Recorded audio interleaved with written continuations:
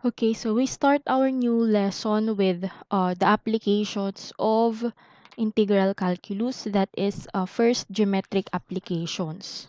Okay, so area of plane region. So case 1, if f of x is greater than or equal to 0 for all x in AB, then the area under that curve is equal to the integral of f of x dx, limits from A to B.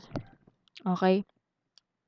So, kapag sinabing f of x is greater than or equal to 0, ibig sabihin yung function natin is above the x-axis. So, ito yung x-axis mo.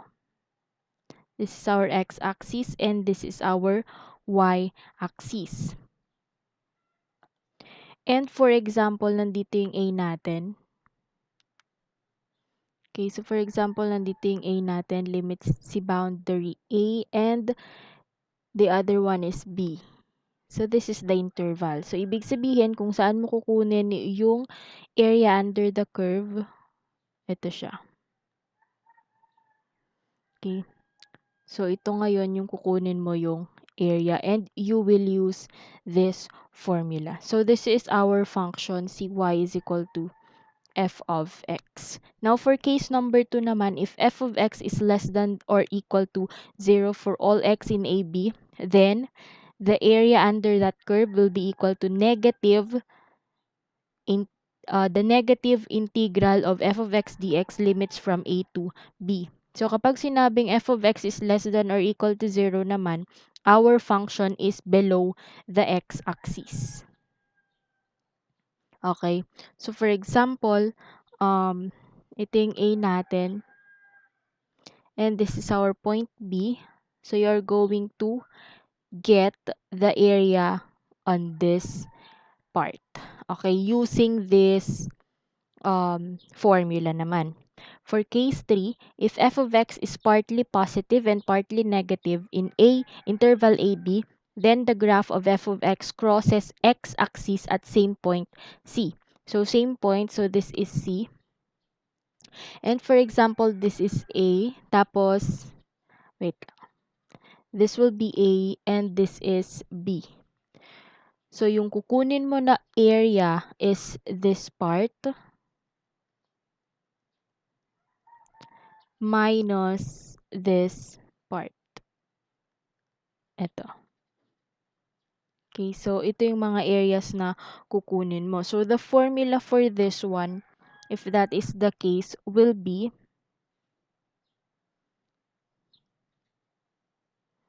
okay. So, this is case 1, A to C. So, area 1 will be the integral of f of x dx, limits from A to C. For area 2, dito sa baba ng x-axis, since sa baba siya, meron siyang negative dito. Then, the integral of f of x dx, limits from B to C. Or C to B, I should say. This is C to B. Now, if you combine that one, that will be a1 plus a2. This is equal to the integral of f of x dx. Since minus ito, so minus the integral of f of x dx. The limits is from a to c. Tapos dito sa kabila naman is from c to b. Okay? So, that's where we got this formula for our case number 3. Okay? So, those are the 3 cases governing integrals in getting the area of a plane region. So, let's try examples. So, example number 1, find the area of the region under the curve y is equal to 8 sine x and bounded by the lines x is equal to pi over 2 and x is equal to pi. Okay, so since our function is a sine function, we expect this to be a sine wave. So, alam nyo naman siguro ang sine wave. So, i-plot natin to, this one, from x natin, and this will be y. Yung x natin will be from 0, and then pi over 2, tapos pi, and then 3 pi over 2. So let's try to plot this one. So from if x is equal to 0, what is our y? Guhit muna natin yung Cartesian plane natin. Sorry. So,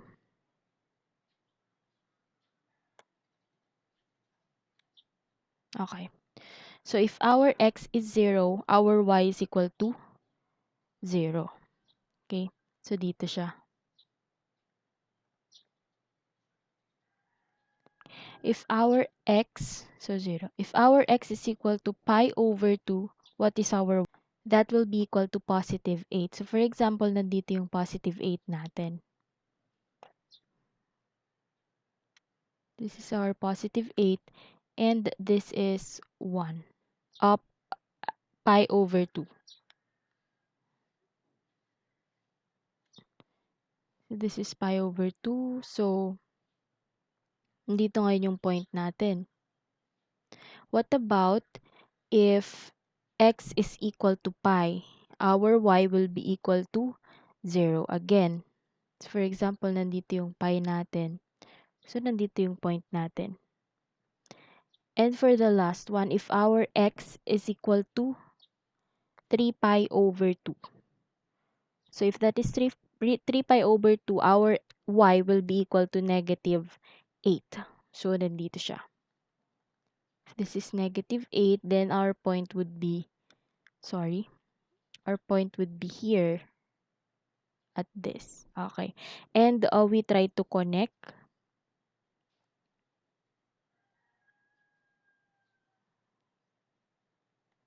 Okay. So, we have a sine graph as expected kanina. Now, yung area lang na kukunin natin is under the curve y. This is our curve. So, this is y equal to 8 sine x and bounded by the lines pi over 2 and pi. So, nasaan si pi over 2? If this is 0, this is pi over 2, this is pi, and this is 3 pi over 2. So, pi over 2 and pi siya. So, ito siya. Ayan. So, yung kukunin lang natin will be this part, this area. So, anong case yung gagamitin natin? Okay, so our f of x is greater than 0. That's why we are going to use C, case number 1. And that is equal to area is equal to the integral of f of x dx limits from a to b. Now, this is our a and this is our b. So, our area will be equal to the integral of what is f of x. Ito siya, si 8 sine x dx limits from pi over 2 to pi. So, we can isolate si constant. So, this will be equal to 8, the integral of sine x dx limits from pi over 2 to pi. So, what is the integral of sine x? That will be negative cosine x. Okay? So, area is equal to 8 times negative cosine x limits from pi over 2 to pi. So, we simplify further. This is equal to, area is equal to the 8 times, okay, substitute na natin si limits. Unahin natin si upper limits. This is equal to negative cosine pi minus negative cosine pi over 2. Okay? So, what is cosine pi? Cosine pi is equal to negative 1. And this is negative cosine pi. So, we have negative times negative 1, that is positive 1. So, this will be equal to positive 1. How about how about cosine pi over 2? Cosine pi over 2 is 0. So, since negative times negative, that will be positive, and then 0. So, this will be equal to 1 plus 0 is 1. So, 8 times 1, that will be equal to 8 square units. Square units kasi area yung pinag-uusapan natin. Okay? So that is the answer of example number 1. But for example number 1, let's try to change yung ating upper limit into 3 pi over 2. So ito. Change natin to into 3 pi over 2. So same graph tayo. Meron tayo, this will be 8, this will be negative 8, tapos pi over 2 pi, and then 3 pi over 2.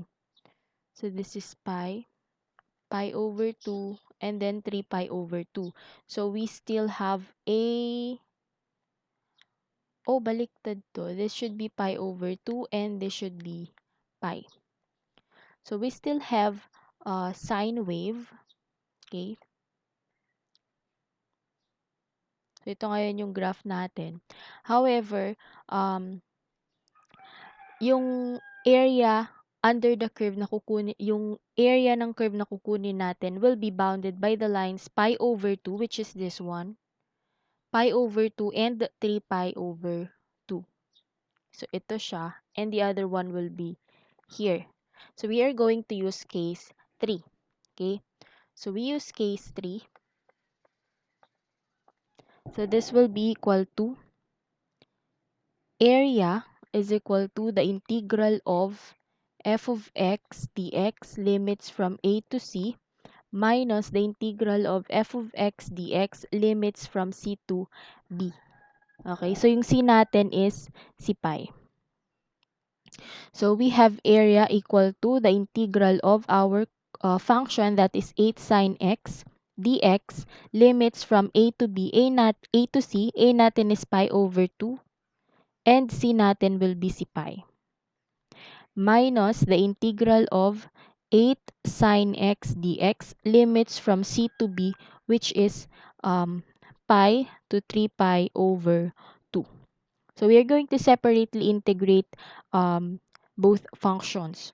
So this will be equal to area is equal to, isolate natin si 8, and then we get sine x dx limits from pi over 2 to pi, minus isolate din natin si 8 times the integral of sine x dx limits from pi to 3 pi over 2. So we solved kanina that the integral of sine x dx is equal to negative cosine x. So a is equal to 8 times negative cosine x limits from pi over 2 to pi, minus 8 times negative cosine x limits from pi to 3 pi over 2. So we solved this kanina. This is equal to this one. That is equal to 8 square units. So area will be equal to 8 minus 8 times negative cosine, what is our upper limit? That is 3 pi over 2, minus negative cosine pi. Okay. So we simplify. What is cosine 3 pi over 2? Cosine 3 pi over 2 is equal to 0. So a is equal to 8 minus 8 times 0. What is cosine pi? Cosine pi is equal to 1. Cosine pi is equal to negative 1. Okay, so cosine pi natin is equal to negative 1. So this is negative times negative. Negative siya, di ba? So cosine pi is equal to negative 1. So ganyan. Okay? So negative times negative is positive. So simplify natin. This will be equal to 8 minus 8 times negative 1. Okay? Kasi negative times negative is positive times negative. That will be negative. So this will be equal to, let's continue here. Area is equal to 8 minus, okay, teka lang. Negative 1 times negative 8. That will be positive 8. So area is equal to 8 plus 8. So that will be equal to 16 square units. Okay, so that will be the area if the curve is bounded by the lines x is equal to pi over 2 and x is equal to 3 pi over 2.